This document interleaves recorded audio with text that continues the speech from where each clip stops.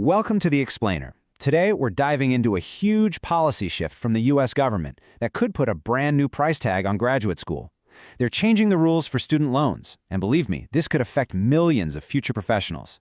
So let's get into it and see what this all means for you. So let's just cut right to the chase, right? Is the path to your dream career about to get a whole lot more expensive? Well, for a lot of people aiming for some really critical fields, the answer could be a resounding yes. We're going to break down exactly why. So where is all this coming from? It's a new proposal from the Department of Education. Look, for years, the cost of grad school has just skyrocketed, and student debt has soared right along with it. This is the department's big, ambitious plan to get a handle on that debt by basically rewriting the rulebook for federal graduate loans. So how are they actually doing this?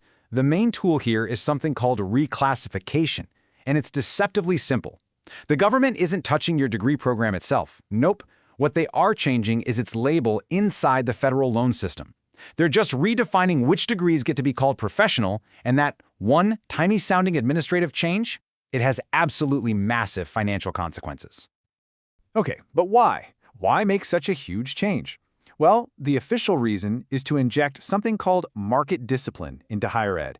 Let's unpack what the Department of Education is actually hoping to pull off with that. First things first, the Department of Education wants to be crystal clear on one point. According to their own fact sheet, they see this as a technical financial tweak. They're arguing that this isn't some value judgment on which careers are more important, but just a way for them to manage the loan system on the back end. So the government's logic here kind of plays out in 3 steps. First, you cap the amount of federal money a student can borrow. The theory is that this will then, step 2, force universities to actually compete on price to get students in the door. And the intended result of all that? Step 3, students graduate with debt loads that are actually sustainable. All right, enough with the theory. Let's talk about the real-world impact.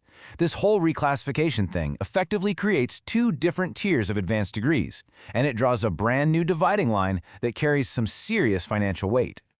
On one side of that line, you've got degrees that get to keep the professional label. That's the gold star. It comes with much higher federal loan limits.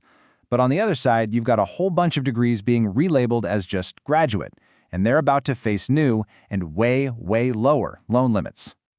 So the million-dollar question is, which degrees are we talking about? This is where it gets real for a lot of people. Here are just a few of the critical fields being shifted into that lower limit graduate category.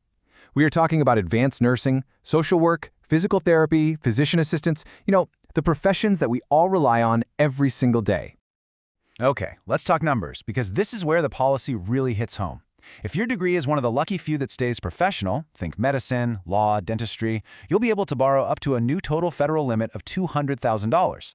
But now look at this. If your degree gets reclassified as graduate, like in nursing or social work, your total borrowing power gets cut in half, right down to a new limit of $100,000. The annual limit also plummets from over $50,000 a year down to just $20,500. That is a massive difference that could make these essential programs totally unaffordable for a lot of students. Now, as you can probably imagine, not everyone is a fan of this plan. Actually, far from it. Critics, professional organizations, they are sounding the alarm, warning that this policy, no matter how good the intentions are, could backfire with some really serious consequences for our entire workforce. Their arguments really boil down to a few key fears. They think this will just throw up huge financial roadblocks for students, which could then make our already critical workforce shortages in healthcare and social work even worse.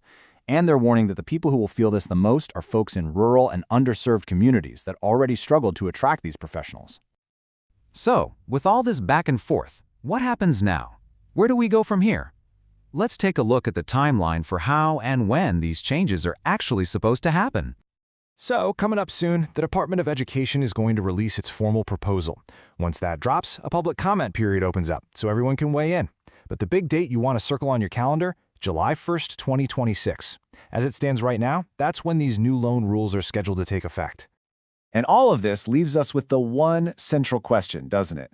Is this a smart policy that's finally going to get tuition costs under control and fix the student debt crisis?